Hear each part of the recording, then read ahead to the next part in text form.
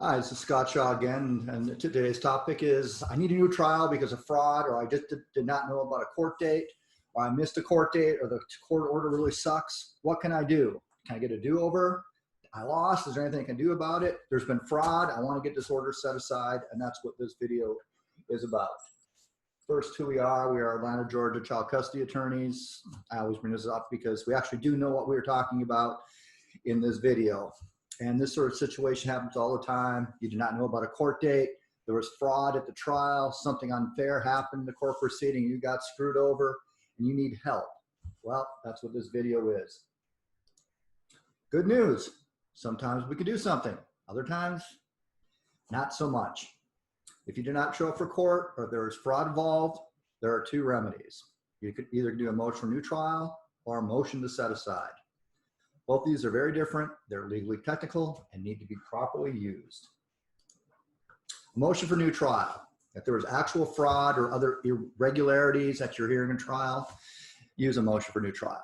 However, they must be filed within 30 days of the entry of judgment, or you waive your right to a new trial.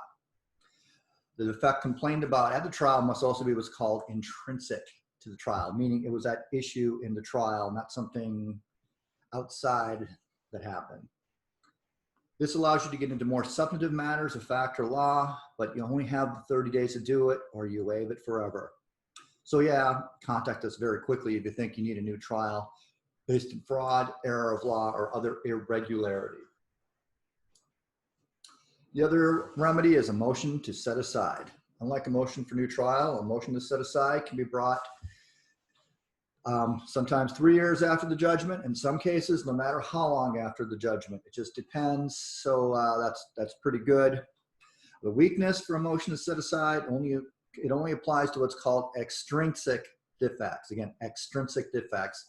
That means something that happened outside of the courtroom that were not substantive to issues at trial. The reason for this is if there was a substantive issue that happened at trial, you get your one shot at trial. You have your 30 days to try to correct it with motion for new trial. And if you don't do it, court says fine, better to have an error and have something settled for good than being able to reopen it again and try to retry the same thing over and over again.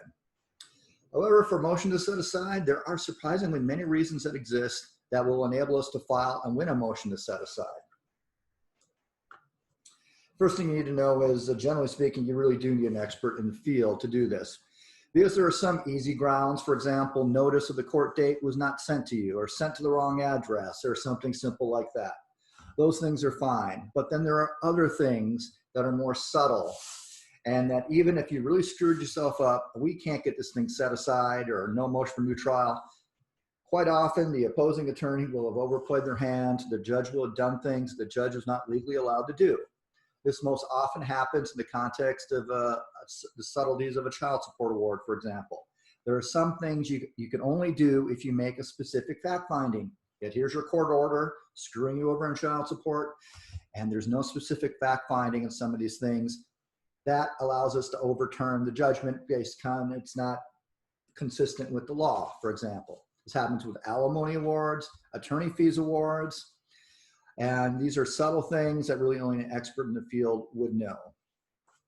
And this sort of stuff happens all the time. And unfortunately, sometimes you're just screwed. I say it bluntly because that's what happens. But before you settle for just being screwed, it may be worthwhile to at least speak to someone who's an expert in the field for help. One way or another, we will let you know if you can do something, or at least you will know and can live with knowing that you cannot do something. Does give peace of mind, and sometimes we can actually offer much more. So we're Shaw Law Firm. I'm Scott Shaw. We've been representing parents in divorce and child custody cases since 1995. Just what we do is what we love to do. Getting a fair shake in court. Sometimes it takes a fight. This is what we do.